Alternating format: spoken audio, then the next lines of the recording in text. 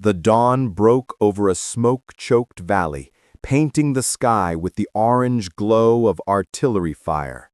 Captain Daniel Cross stood in the mud, his rifle slung over his shoulder, watching as his men stumbled back in panic. The order to retreat had come hours earlier, transmitted through the crackling radio. The enemy had broken through both flanks, and the regiment was falling apart. But Cross didn't move. Behind him lay a small village, nothing strategic, just a cluster of homes, a church, and a handful of terrified civilians who had refused to flee. To him, that was reason enough to stay. "Captain, we can't hold this!" yelled Sergeant Hayes, clutching his bleeding arm. Cross glanced at him, calm but firm. "We're not holding it for us," he said. "We're holding it for them."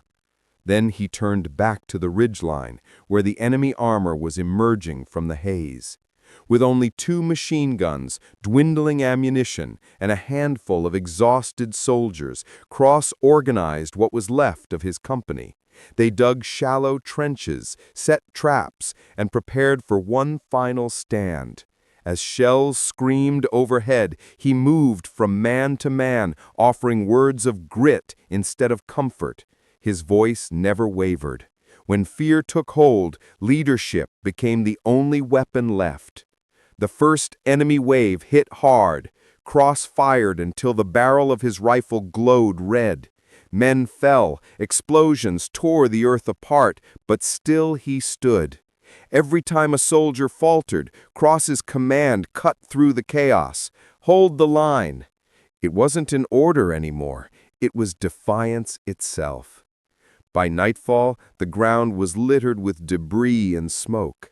Reinforcements finally arrived, expecting to find the position lost. Instead, they found Cross and a handful of men still standing guard, the village untouched.